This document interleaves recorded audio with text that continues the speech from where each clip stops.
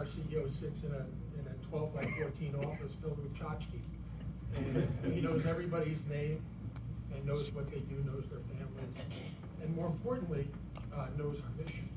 Well, a year and a half ago, Frank Siller, our CEO, and our board decided that Tunnels and Towers wasn't doing enough, and decided that we would help homeless vets and those at risk of being homeless. So here we are. We were invited to Manatee County, as the chairman said, and we heard about your problem and your challenges, and we said, how can we help? They showed us this land, and we said, you know what, we can work with this land. If this county sees its way to make a donation of land, the donation will be over a 50-year period, and your $7 million investment will get you a $20 million investment from Tunnels and Towers as soon as that deed is signed. We have the money. We're not a charity that enters into programs that are dependent on future funding. We don't have to do fundraisers. Our CEO and our board said Manatee County needs help. We have earmarked $20 million to build this. We do not build shelters. Governments build shelters. We build affordable, dignified housing. Nothing we do is any different than you or I would live in. If it's not good enough for our CEO and for us, it's not good enough for our heroes. And any apartments that we build or comfort homes, which we'll hear about from our vice president, is something that is going to be a model for the nation on how to treat our veterans. In our contractual relationship with services with U.S. vets, Daryl flew in here from Hawaii, red-eyed to be here today, and they have a 30-year track record of providing services. They're one of the largest service providers of the VA. We are located now in Houston. We bought a Wyndham Hotel that's being converted as we speak. It'll open on Veterans Day, 160 apartments for our veterans, along with comfort homes. We're in Phoenix. That will open this month. That was a Holiday Inn that was converted. We're in West LA. Get this, 300 acres in West LA. It was donated and given by President Lincoln during the Civil War for our veterans. It's been in our hands since the Civil War. It was in a state of dilapidation. The project is $1 billion. It was stalled. Tunnels and Towers comes in with a significant donation, and we just opened building B207, which houses over 50 vets in apartments literally right in the heart of Beverly Hills and Brentwood.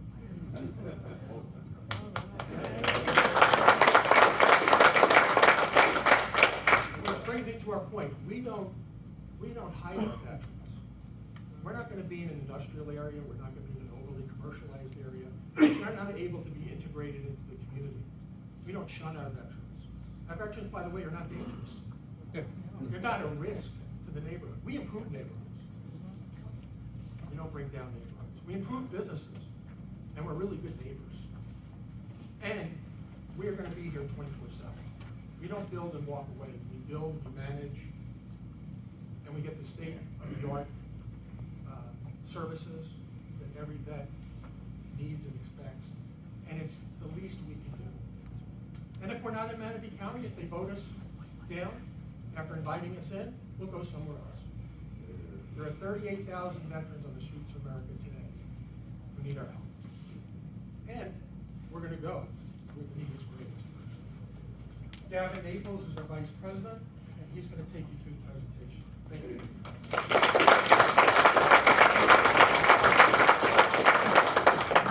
Thank you very much, Brad. Thank you, everyone, for coming here. We truly appreciate the support. We're very excited to give you this presentation and answer any more questions that you may have. As Brad said, Tunnels and Towers Foundation began wake of the 9/11 terrorist attacks. Firefighter Stephen Siller ran through the Brooklyn Battery Tunnel about 5 miles into the South Tower. It was never recovered. After that sacrifice, over the last 20 years, the foundation has provided over 1,000 homes to catastrophically injured service members, fallen first responders, and Gold Star widows. As Brad said, about a year and a half ago, we began a new homeless veteran program seeking to eradicate homelessness amongst veterans nationwide, provide high-end, affordable housing solutions to our nation's heroes. But just providing the housing is not enough to make a substantial difference in these individuals' lives. platform of services that address the root causes of homelessness and people that are at risk of homelessness, and work to effectively rehabilitate those issues and reintegrate them back into our society, which is our ultimate objective here. So we have a little program overview. We've given everyone an opportunity to take a look at our slides. But our project provides a safe, dignified, stable, permanent home environment for veterans. So our approach, as Brad said, we go to the places in need throughout the United States where the rates of veteran homelessness are highest, and we purchase distressed properties and convert them into high-end permanent housing, as well as new developments on raw land. Outside of those large metro areas where we're effectuating these projects, we've developed what's called our National Case Management Network. And that is anywhere in the United States where a veteran is experiencing homelessness, no matter where they are. They can call our team and we provide them with direct financial assistance to get them rapidly housed in a very safe and dignified accommodation where they live. And we work with over 900 organizations and growing every single day to provide that supportive service model to them. We also provide brokers' fees, application fees, first month's rent, mortgage arrears, security deposit payments directly to the veteran or to the landlord to keep them in their housing accommodation or to put them into one, no matter the location. This is just an example of our National Case Management Network and all the organizations that we work with. As I said, this list is growing every day. Kevin, I'm sorry, can you speak a little bit louder? There's people in the end of this. So that microphone just. That's just for TV. Sure. So- Absolutely. When I voted in this room, it felt a lot bigger. So as for our Bradenton Veterans Village, will, as Commissioner stated, be housed on this land, and it will incorporate an 84-unit apartment building that we will construct, and a community of 34 comfort homes. So I'm sure you've all heard of tiny homes. Those were a little too tiny for us. So these are twice the size, permanent, one bedrooms, and we'll go through the comfort homes so you can see the aesthetic design of what we're going to construct. 24/7 wraparound supportive services on the first floor of the 84-unit complex, and obviously this land is ties into nature very well. We're going to keep that incredible aesthetic design. So this is our facility in Houston, Texas, which will be opening in about 7 weeks. And you can see it ties into the comfort homes with the base building, so all the veterans that are living in the comfort homes have access to the on-site services. These are the residences of the apartment complex, permanent residences for veterans, designed and furnished with the highest quality materials to meet individuals' unique needs. There's ADA units as well, which will integrate our famous smart home technology, giving independence to our disabled veterans as well.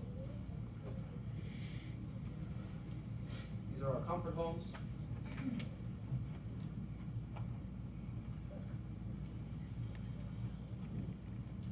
And this is our Veterans Village in Houston. And again, it's a community campus aesthetic that we're trying to tie in to the site. The supportive services, they take place on site on the first floor of our complex and will provide a comprehensive platform for the issues that these veterans are facing. So here's just some of the supportive services that will occur on site: outreach to the community, case management, employment assistance to provide that sustainable model for veterans that are at risk or homeless to get them back on the path of independence and sustainability as they reintegrate into the society, job training, benefits assistance, VA and other assistance, education programs. The Tunnel to Towers Foundation has been contacted by a litany of organizations and private community members throughout the last 20 years that don't have, that want to help, but really haven't found the way. They're electricians, they're contractors, they're business owners, and with this new program, this is a perfect way for our community and our organization to work together to provide opportunities for our veterans. Gavin, let me just say, one of the things I thought was really good up here is financial management. A lot of our young people have challenges with that. Yes. And veterans obviously, or a lot of our young people, and some older people too. And that kind of support will also help them get back on the road track. And so what you're looking at right now is the first floor of our building in Houston, where the complete suite of support services will take place. So obviously common areas, offices for nursing, staffing, employment, and VA offices, and offices for other supportive service organizations in the area to provide their services. We want these facilities to be conduits of all people trying to do good and funnel the most comprehensive package into one location. These are some aesthetics of our common areas, and that area where veterans can engage with both staff and their fellow veteran is very therapeutic and proven to reduce the effects of PTSD and other mental health issues that our veterans face. So as for our plan for security, we have a comprehensive security plan that we have developed, which will be state-of-the-art. It will have CCTV, closed caption intelligence, surveillance capturing the entire village, every single inch of the village, 24/7. Perimeter fencing, very nice aesthetically designed perimeter fencing. Controlled entrance and exits from the site, as well as blue light safety zones and license plate scanners. So we will be in complete control of who enters and who exits the facility to keep out any issues. And then obviously the quality of life of the surrounding area is paramount here. As Brad said, we invigorate communities and work to integrate our programs with the community. In Land O'Lakes, Florida, as Brad said, we have over 100 homes on 100 acres, and we've met extensively with the surrounding county to integrate them into our program and integrate the veterans of our Land O'Lakes program into the community. We do not accept veterans that have been dishonorably discharged, registered as a sex offender, or have any violent criminal history. That's not to say that we don't help those individuals, but we provide our national case management network to find them with suitable housing throughout the nation.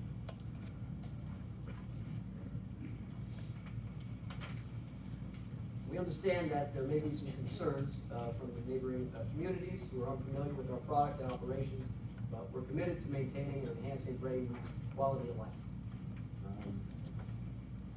Again, in Land O'Lakes, we all welcome you to come to that facility, that comprehensive campus, and see the quality of what we've designed. And in terms of ongoing operations, we want to be very integrated into the community and respond. We're incredibly responsive, we're incredibly fast-moving, and any issues will be quelled immediately, and you have my personal guarantee on that.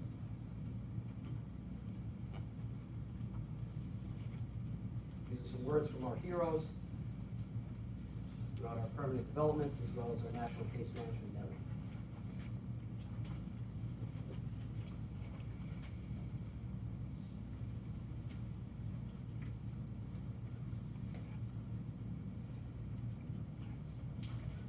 And to address some of the concerns that came up in recent days, as for any eviction scenarios, that is a last case scenario. In the unlikely event that that will occur, we always make sure through our National Case Management Network and working with other supportive service organizations that a veteran that may not be able to stay at one of these facilities is brought into another facility that can better manage their needs and better help them to reintegrate into society, but they will never, absolutely never be left on the street.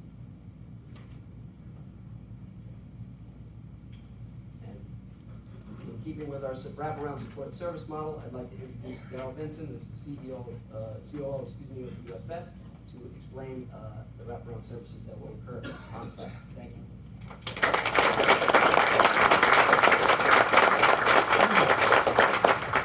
Our CEO is Steve Peck, even though everybody keeps promoting me. I want to first, before I get to the numbers, just tell you that I come from a family of service, and I feel really welcome here. Speaking to veterans all around, spouses, and so on and so forth. You know, my father was in ROTC in college, and he was hungry. And his friend said, "Go over there; they'll give you a stipend." Next thing you know, he was an officer in Korea. My mother is a retired Army, 25 years. I was junior ROTC in high school, and my brother and I both went Navy ROTC in college. And after experiencing the Army, the Navy, and the Air Force, my brother said, but my brother and I did the most logical choice there was. We joined the Marine Corps. My son said, you got it wrong, Dad, and he went on to graduate West Point. He's in the patent of his South Korea right now. My youngest son said, I'm going to go the other route. Now he's in Navy Junior ROTC in high school. So I come from a family of service. And for us, it's a rite of passage. And for some of us, it's not just what we do, it's who we are. My CEO, Steve Peck, is a Marine Corps veteran as well. And since we're both Marines, I said, Steve, you got to give me the toughest duty. So he stationed me in Hawaii.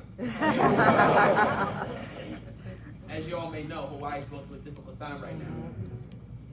We are over there right now, our team. When I fly back tomorrow morning, I flew in from Hawaii to get here overnight to be here today. I'll be flying back and going to Maui. 15 of our veterans that we serve over there lost their homes. We put them all up in hotels. We're doing Instacart. We're making sure they're taken care of. And there's a plethora of other services we're over there doing right now. Thank you for your prayers and your warm felting heart in terms of what we're doing. It's a travesty, but U.S. vessels on the ground floor out there. We have many stations across the nation, or I can say bases or facilities. As Helms and Towers talked about in Brad, we have a facility in Las Vegas, we have 2 in Hawaii, 1 in Houston, 1 in Phoenix, a plethora of 5 in LA, Inland Empire. We talked about West LA VA. When we first got that contract, U.S. Veterans, the Veteran Collective, Century Housing, and Thomas Stafford and Associates, I can tell you, having a developer and a service provider with the heart and mission of Helms and Towers is very rare. For them to come in and be one of the first donors to when we got the facility in West LA VA is very speaking of what they are and what their mission is. In the Houston facility that they purchased, at their facility, that we'll be providing services at, and our programs were there, they came in and upgraded immediately with us. Inland Empire is a pristine facility, thanks to Helms and Towers as well. And we're doing it in Phoenix as well. These are places all U.S. vets are with, and we're partnering with Helms and Towers. We've been there. I've been with the organization for 20 years, and we're now celebrating our 30 years. At the West LAVA campus, it's 1,200 units that we'll be providing for over 3,000 veterans and their families. As Brad mentioned, we opened the first facility that's serving 60 veterans right now. U.S. Vets is the one providing that case management, the badge case management, right on the grounds. And if I'm assuming all of us have worked or been at the VA sometimes, building a facility in the VA, whoa. You talk about the things we have to jump through and the things we have to do, but we're right on the ground floor doing it because that's what's important to us, our service. I was talking to one of my colleagues back there and saying, I'm glad that you're using the words that we're using. Our words that we're using are not homeless veterans. We're saying veterans experiencing homelessness. Because that's not all they ever were, that's not all they are, and that's not all they will ever be. We don't walk up to anyone and say, hey, there go unemployed Joe. We say, hey, Joe may be unemployed at the time. So veterans who are experiencing homelessness, it is our job, it is our dignity to make sure that no man or woman who has put the uniform on should be sleeping on the same streets that he or she was once asked to defend.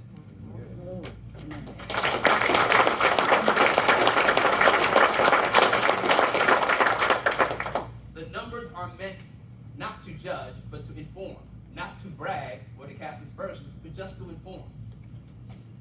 I won't read through them because numbers can numb us, but I can tell you every year, over 1,000 veterans are getting back to work, because sometimes we focus only on the disability claims and things we do, although they should be entitled to that, absolutely. We're also getting veterans back to work. The best way to take away someone's dignity is to do for them what they can do for themselves. Over 20,000 veterans are supported every year. Over 50,000, 70,000 are supportive counseling services. All the numbers up there you can read. Outreach, what we do, and the wraparound services. The true way to end veterans experiencing homelessness is to build more permanent, affordable housing. That is the answer. And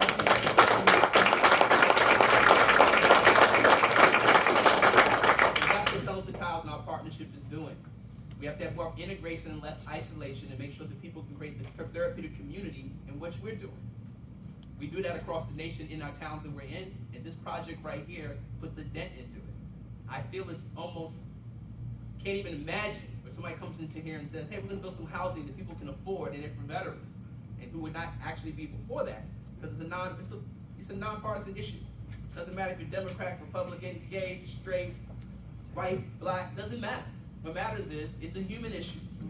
And a human issue means that every veteran, many people become homeless for many reasons, but putting on a uniform should not be one of them. That's right. And it's our job to make sure that we take care of that. So permanent supportive housing will do that. Well, how do we do that? We'll wrap around services. The services that everyone keeps talking about to say, well, did they do this? Did they do that? We're there 24/7. We do case management. The one thing the VA does get right. Is any VA employees in here? We love you. One thing they do right is they know how to contract out because they realize that nonprofits are more nimble than they can be. Great workers there, but sometimes it's bureaucratic. Veterans don't just have problems between the hours of 9 to 5. I'm sorry. Those problems are usually after 5. And that's what US Vets is going to be doing in this project right here. Case management, substance abuse counseling, mental health counseling, 24/7 coverage to ensure not only we're protecting the property, but taking care of the individuals. Remember, the church and all the nice buildings are what we look at. But the church is not just the church. The church is the people. And this housing, we want it to be pristine. But it's not just that. It's the people that's in it. That's the ones that do it. So we empower them to take care of themselves. But our job is to be there. It's not a handout. This is a helping hand, because no veteran wants that. And we're going to continue to be there to wrap those services around it. Does that mean that every veteran will succeed? Our job is to make sure they have access, opportunity, and choices. That's our job. And we will make sure this partnership, and I tell you right now, it's very rare to have a partner that will come in and fund this at a high quality. And that's what we happen to see happen in Phoenix and in Houston, where the conditions that were there were not left up to what we wanted to be anymore. That was 30 years ago. We've outgrown those places. And if I had my way, you're coming to Hawaii days. Anybody been to Hawaii at Barbers Point? Some of our veterans that were in the Navy, they were stationed in the same barracks we're in right now. Full circle. Now, we're in Hawaii, so I say it's no problem. But again, that's not what we want to be reflective of who we are. And Tunnel to Towers has allowed us to do that in Houston by upgrading and getting a facility that we're so proud of to put our veterans in. Inland Empire, Phoenix. And this is going to be one of those too. And it's not transitional, although we want to help people in stabilization, is what we want to call it. Bring it in, you don't have to stabilize it. It's not. It's permanent, supportive, housing. And it's also affordable. Because a lot of people say affordable. Affordable to who? Right? That's what they said. But we're making it to subsidize Tunnels to Towers and making sure that they're taking care of the services to say, US Vets, we know your reputation. And the West LA VA would not, it entrusted us with over $180 million project. That Tunnels to Towers was the first up the back, one of the first to come in and donate significant money in a pledge to us to make sure we get that. When we got that contract and we had to compete for that contract, it was nice to see that someone came to the back to say, let's make sure we can contribute to do it the right way. That's rare. So I'm proud of this partnership. I'm proud of the numbers that US Vets, and I can talk about them all day. I've been with the organization 20 years, and although I've been in Hawaii for 30 years, I'm from New York too. It's not Staten Island. Next slide. Oh, sorry. I already said all that. So I will leave off with this. When I look in the room, I feel really a genuine care. And I do believe that everyone in this room has a responsibility. It's not the government's job, the private business, the nonprofits. Everyone collectively has a job. And no one role is more important than the other, just a different delegation of duty. Therefore, we should never dismiss a good idea simply because it didn't originate with us, and we should be more invested in getting it right than being right. If we are truly to live out the best of our lives and what's in front of us, we too must get back in the community in which we live. We have an obligation, and when we can take our good fortune and turn it into a chance for others, we not only become leaders in our lives, we become leaders in the community. And that's what this is all about. So US Vets will be standing by this project. We hope you vote favorably for it. We're glad to see the community support, the veterans, the support, the spouses, the daughters, the sons, the grandparents. Everyone's connected to a veteran. And we owe them. And we all suffer an indignity when one of our veterans sleeps on the same street that he or she was asked to defend. We're here. We want to stay in Manatee County. We want to be here. Thank you for welcoming us.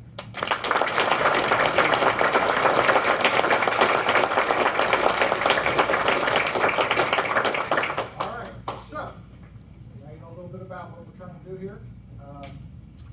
We're open to questions. So will there be an opportunity for local citizens to volunteer at this facility? Absolutely, unequivocally. As Darryl said, this is a collaborative effort between all forms of people that are served. Tunnel Towers, nonprofits, U.S. vets, Manatee County government, residents. We want these to be conduits for the community to provide good ideas, provide feedback, and to make it as high quality as it possibly can. So yes, sir. Okay, in the back? Yeah, the wraparound services, are they gonna only be for the people that are being housed there? Or is this gonna be an opportunity that other communities can come and drop people off? Great question, and we get the question wherever we go somewhere. And it's a great question. Our job is not to transfer homelessness from one place to another. Now, does that mean people don't come? Obviously, people sometimes come. What we have is what we call outreach services. Outreach is the ones that are reaching out in the community to ensure that we're serving the community what it's meant to be. You have a need here.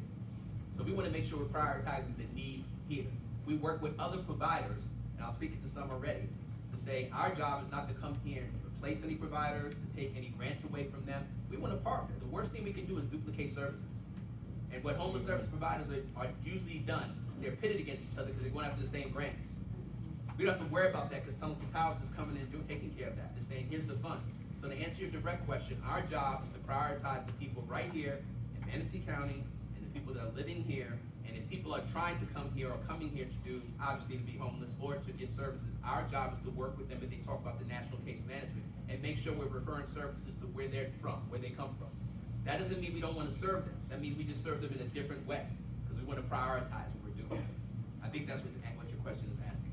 Well, we've been down this road and we see what we have at one stop. And they come from all around and they don't leave, they stay there. And then that becomes our law enforcement's issue, our hospital's issues, all the issues. I'm here on behalf of a vet as well, and I want to help serve these vets. But I'm glad to see the numbers of units that you're talking about because we had heard much larger units. And I'm glad to hear that there's wraparound services because I do feel like that's important. I just want to make sure it doesn't become Sarasota, St. Pete, Ellington, Lakewood Branches, drop-off point. And I'll say one last thing before Gavin says that. Starting the Hawaii program 20 years ago, you can imagine you wanted to be homeless. Hawaii was a great place to go. Right? And we had to battle that. And what we learned to do is to work with the people individually. And Hawaii is one of the most expensive places to live as well. So our job was to do what we call outreach and make sure that outreach is our first line of defense. Because just because you're living with us, don't live with us, don't mean we can't provide services. It just means we're prioritizing the people that live here. That's what we're saying. So that's our job. That's what we want to do. We don't want to neglect them, but we're not going to be saying, hey, come on in, everyone come. It's our job. We're here because you have a need here. That's what we want to do. That's our goal. And to speak more directly to your point, this is not the only place we're going to be doing this. Our mandate is to eradicate homelessness amongst veterans nationwide. So there will be many more developments in Florida.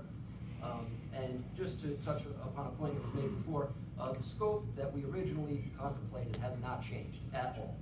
We originally contemplated between 100 and 150 affordable permanent housing units for veterans, and we're developing 122 permanent units for veterans. That scope has remained unchanged. To the extent that you started to hear 500 units, that was a complete misnomer. That was a reference to the maximum allowable density that could be built on this site. We have absolutely no intention of building to that scale. This will be, there's only so much land here. That will be, what we're proposing is exactly what we will build, and that will remain unchanged. And to support that comment, and he's absolutely right, that number came from the maximum the staff put in the thing. Because we have not gone to get our rezoning yet, we'll be in that process. We'll come back, we'll show you exactly what we're showing now, and you'll see that we're essentially 120 units. Yes, ma'am. On the supportive services, do you bring your own staff, or is there opportunities to hire people from the local community? We definitely want to hire from the local community. What happens though, because we are so, we have a deep bench. So persons like myself, we have a staff that comes up and trains teams that they need to be trained. Just on our, not to say they don't understand social work, but just to say this is U.S. Vets policies, procedures, how we do things in collaboration with Tunnel Towers. So first and foremost, we want to hire from within the community, obviously. That makes the most sense. And the good news is we have the time between the approvals of the building to hire up. So we'll have have the ability to cast a wide net, the services and the professionals we need, so by the time we open this facility, it'll be turnkey. Yes. So back in July, the Manatee County released the homeless task force report, and it had said 89, somewhere between 85 to 89 of the homeless members of the homeless population are veterans. The question I have is, when does outreach begin, or are you tracking those 89 veterans in the community? So through our National Case Management Network, we have been in contact with many veterans in Manatee County. But what is excellent about the Tunnel to Towers' ability to be nimble is that it will be a blend of veterans that are experiencing homelessness, but also low-income veterans. There's veterans that just have fallen on tough times. Your brothers and your fathers and your sons and your daughters. And that integration of veterans, of mixed population of veterans, is what provides a better platform for all of them. And by the way, we want to get, assuming the commission ultimately approves this project, and we've got to go through the planning process as well. But I know one of the questions that comes up is how quickly can we get up and running? We are hopeful. We'll go as quickly as the county goes. And the county's been very good on the staff level to get us, move this forward as quickly as possible. And so we're hopeful within about 18 months.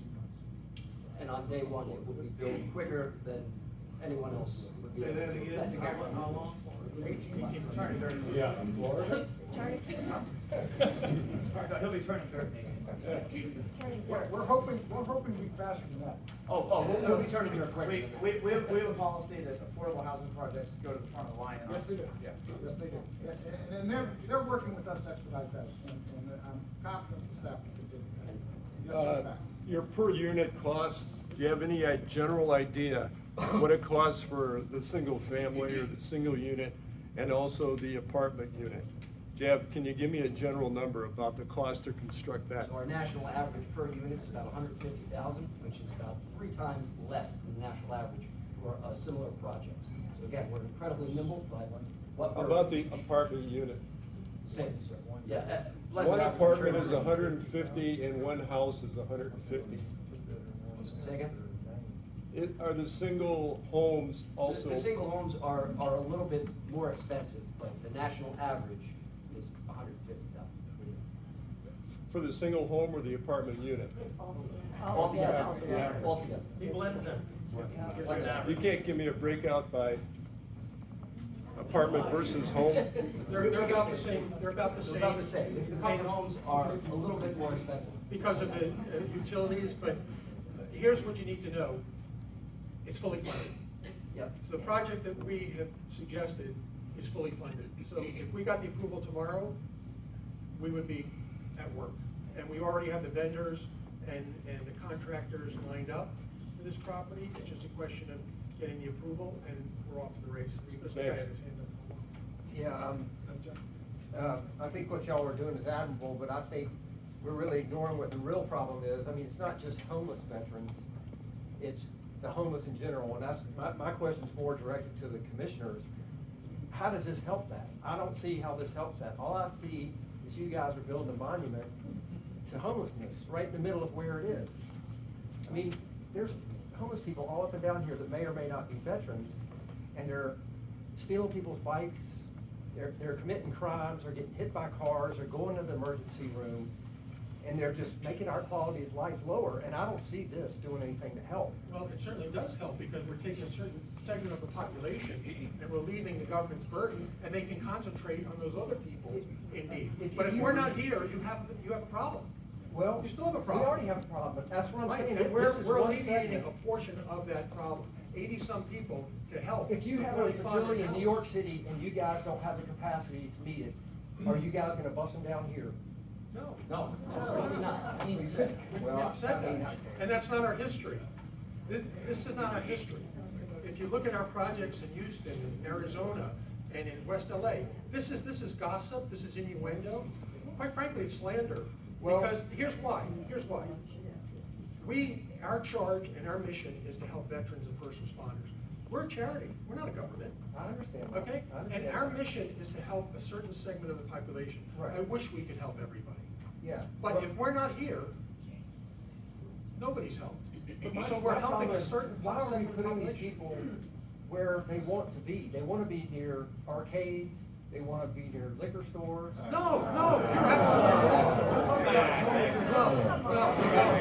These are good and decent people. They're not. That's what I'm saying. Okay, What are they're we not doing criminals. for all the homeless? That's what I'm saying. Okay, This program will serve as a model, and I agree with you, sir, that there are other subsets of the population that do need our help, but there needs to be a direction. And so our direction is obviously mandated towards veterans, but a permanent housing program with wraparound services is the answer. So if government wants to create Located right where all the other homeless people are. Why can't it be somewhere where they don't have these temptations for arcades?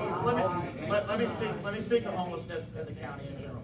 What we've done here is we're trying to do a public-private partnership, and the idea is that for a $7 million investment, we end up with an over $20 million facility to help veterans, and we're taking a bite out of the apple. Is it solving the entire problem? No, sir. But we are taking a bite out of the apple. We're also, the sheriff is moving out. If you go down 41 and you turn by Red Lobster, there's that sheriff substation back there in Wright Park. So he's moving out of that facility into a new facility. That used to be an old army barracks and an armory back in the day. There's 40 bedrooms in that place, which we didn't realize, and 26 bathrooms. So we're gonna convert that facility, and it's very secure, because the sheriff had it. So we're putting a new roof on it, redoing the kitchen, and we're gonna turn that into a shelter for homeless families with children. So that passed the board 7-0.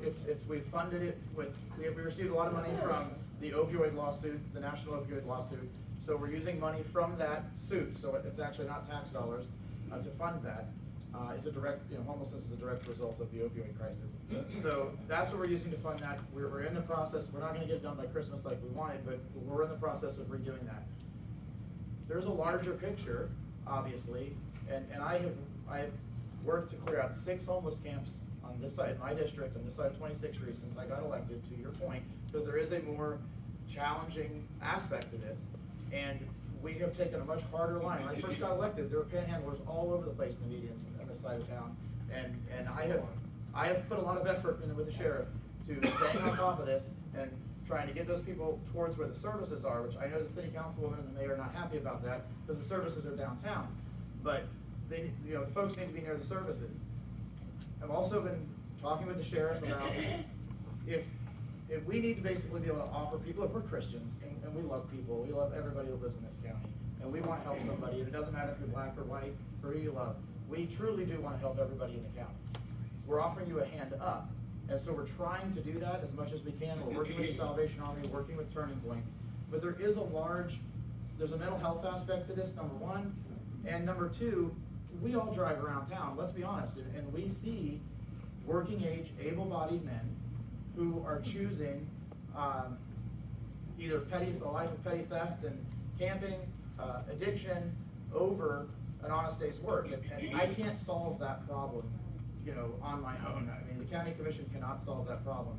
But we can do the Christian thing, and we can offer the hand up to those who want it. And we are allocating funds towards that, and we are trying to reach out to folks who want the hand up to help them with that. And we're working on anti-camping ordinances, we're working on anti-panhandling ordinances, we're trying to do those things, but, I mean, we're not gonna arrest somebody for being homeless.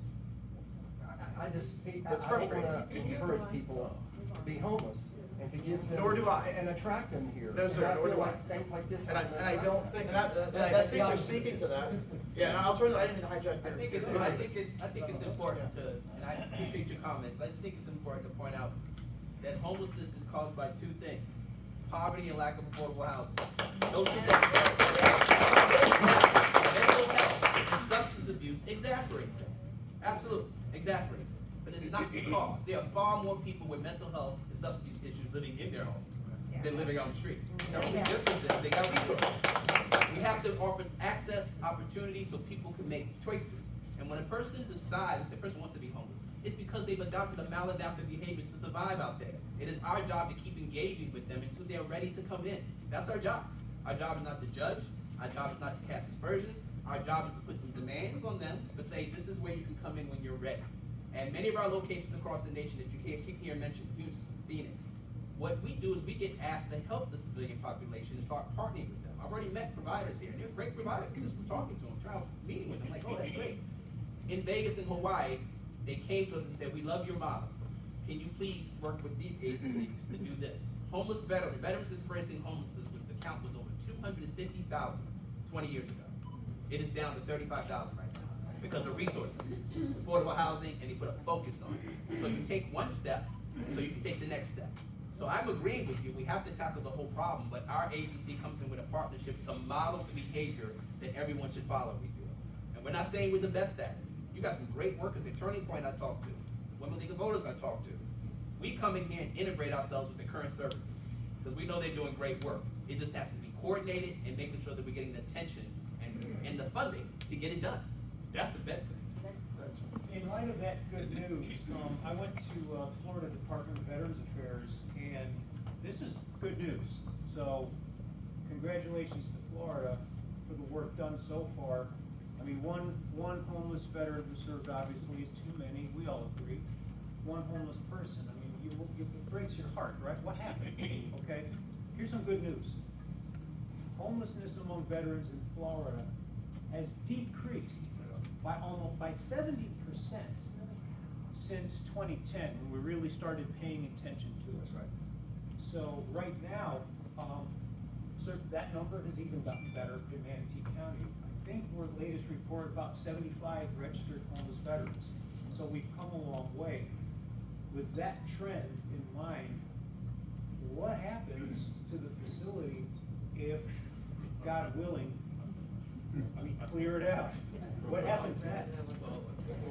I mean, I know we're always gonna have, sadly, there's always gonna be some. It's a good point. This is permanent housing. So there are veterans that, this will be their home. Obviously, our ultimate objective is to reintegrate into society. So the problem that you're posing, I hope it occurs. Because that would be that there will be no more homeless veterans. But this is both for veterans that are experiencing homelessness and at risk of homelessness. Our comfort homes are designed for an older class of veteran, think of Vietnam War veterans, the ones that are here today, thank you very much, that can live out their golden years in a place of safety and dignity and have the access to wraparound services. So basically, it'll all be dedicated to veterans, either in transitional, like I call it situational homelessness, transitioning back into reintegration, or elderly, senior. Affordable housing. Affordable housing for veterans. So it will be for veterans. Yes. Yes. We're required under our agreement with the county to do it for 50 years, all veterans. And really, our job is to work ourselves out of a job. Washington, D.C. decreased homelessness to 25 unsheltered veterans experiencing homelessness on the street, and we have a facility there right now. What we do is we're converting to more permanent housing and doing more prevention services. Our job is to stop having the funnel gap come in. So what happens when we reach that problem, and when I can't problem, that victory, I would say, is to make sure that we continue to do prevention services so we don't have people return to homelessness, because it's a 24/7 job. And truly enablement services, like, the best way out of poverty is a good, gainful profession. Absolutely. Okay. And if you are a veteran experiencing homelessness, you have a place to lay your head. It's not a matter of that. This is a long-term solution to a very systematic problem. Thank you. Yes, ma'am. So this question may be a little irrelevant, but what about families of veterans? I mean, is there gonna be school buses? Now, are there gonna be families? And only because I live on the other side of 66th Street and Cortez, and that situation is a nightmare, and I'm just thinking, okay, more school buses trying to get across. No, I understand. No, this will not be for families, but for veterans that are experiencing homelessness that do have families. We have a national case management network that can provide direct financial assistance and the wraparound services for them. But this will not be a facility that houses children. Yes, ma'am. For those of you who don't really understand the need for permanent supportive housing, my brother is a permanently, totally disabled, mentally disabled Vietnam veteran. He will never be able to live on his own. He will never be able to live on his own. So we are talking about permanent, supportive housing for that population. Will they be flexible if they end up that there's only 5 that need it? I've talked with them, I've had conversations with them, and the result of our conversations was published in the Bradenton Times on July 17th. This is to know that there is a need for permanent housing.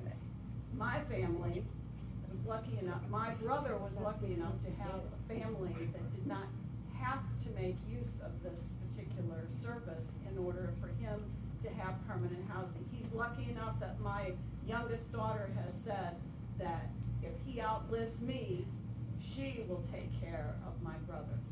But that's not, there are obviously families who cannot do that. There are veterans who do not have families who can do that.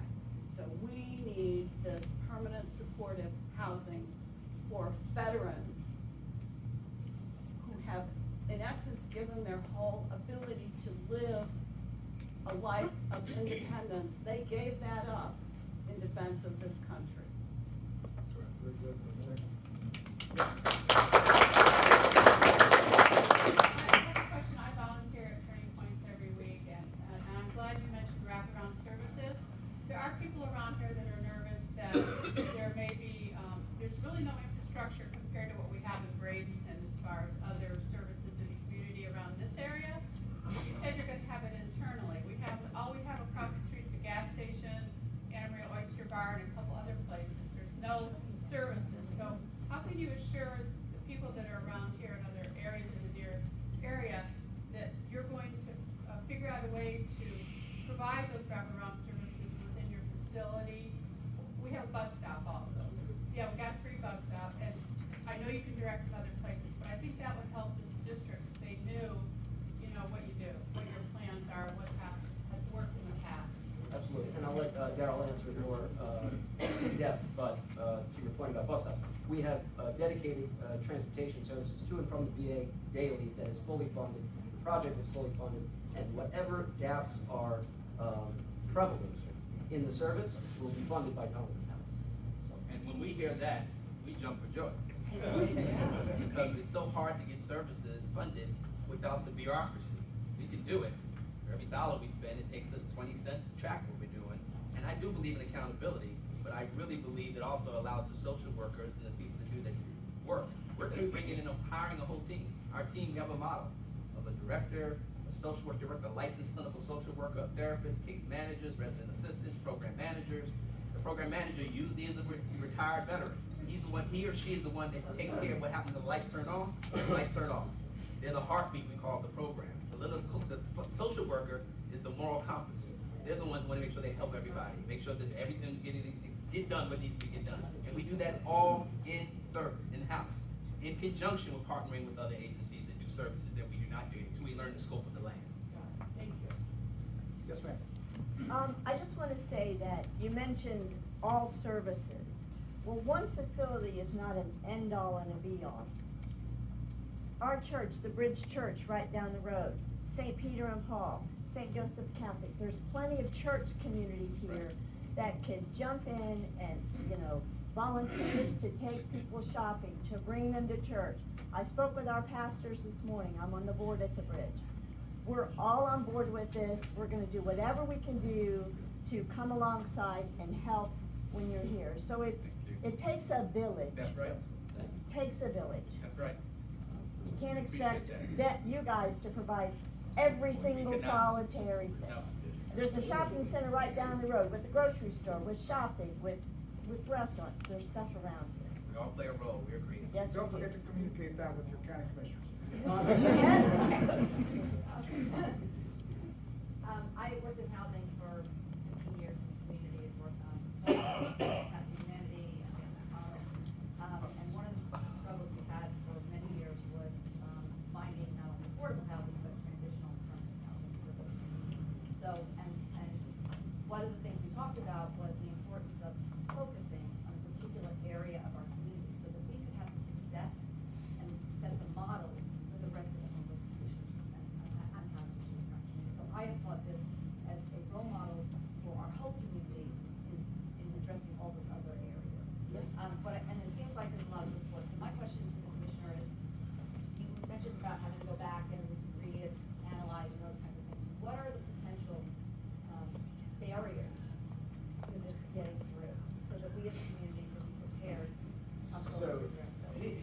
pretty much everything on my list of questions that I gave him. My concerns were, would it be only veterans? Would we be prioritizing, basically, would Manatee County veterans have, if we give $7 million of Manatee County money, would Manatee County veterans have to compete with people from outside of Manatee County? And he's answered that question. Another major concern was Commissioner Bearden, one of my colleagues, is a Marine Corps veteran who at one point in time was homeless and sought services in one of these facilities. And he had reservations about the condition of the facility 5-10 years down the road. And I asked them to speak to that, and they certainly have spoken to that.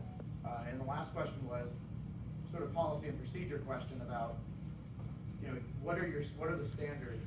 Is veteran the only, you know, requirement to live here? Is that it? Are there any? And they said dishonorably discharged, you know, violent history, and sex offenders. So he's answered really all of my questions. I'll get more into that when we wrap this up. But at this point, I can only speak for one commissioner, right? But I'm feeling, we're not done with Q&A, but I'm feeling 100 times better about this than I was when it came into the meeting and I had all these unanswered questions. They're answering all of my questions, and I'm feeling much better about this. And we need to do anything for other commissioners, I mean, how can we support? Fire up the email, baby. Yeah. I read all of them, and if I'm reading 150 of them, whether I individually, answer every question or not, I at least read your email. When I'm done, I email you back and tell you I have read it, and I always thank everyone for emailing. And you can attend the public hearing. Yes, there'll be another public hearing. I have fired up the email and sent all of the commissioners as well as their attorney an email and received no response. And it had to do with, and I won't go into all the. I called her on the phone personally, by the way. You did? We talked on the phone and right after that meeting. Oh, but not after my email. All right. Oh. Let me say right off, you know how to get over this over here. All right, no, but the point I want to make, okay, is that the land use restriction agreement, Yes. which will be a deed restriction when the property Yes. gets transferred, does not contain what you have talked about today. It does not identify how many units are gonna be transitional, how many are gonna be permanent, whether spouses are allowed in, it doesn't.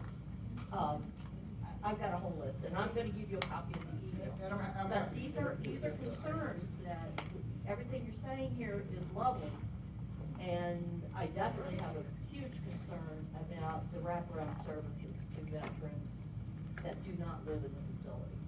But, as does, I'm sure, a lot of people on the west side of town. But I just ask that more care be given to the land use restriction agreement, which, by the way, came out the night before the board meeting, this version.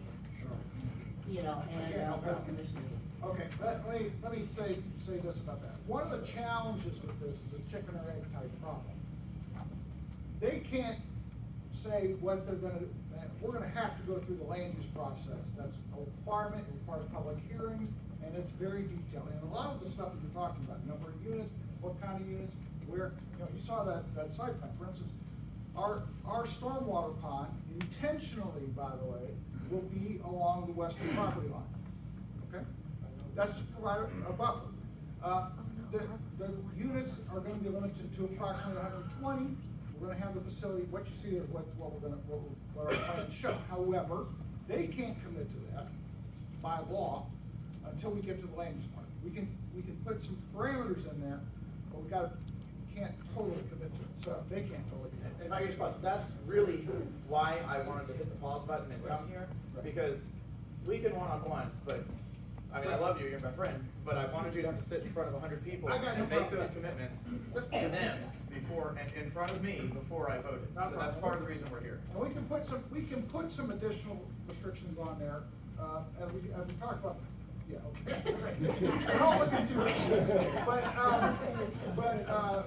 I'd say we are gonna be committing to exactly what we said here, and we will do that in one of those processes or the other, as to the extent where it's appropriate. Are you gonna vote yes? I mean, we're not done, but I'm a yes as of right now. but- He might fall into a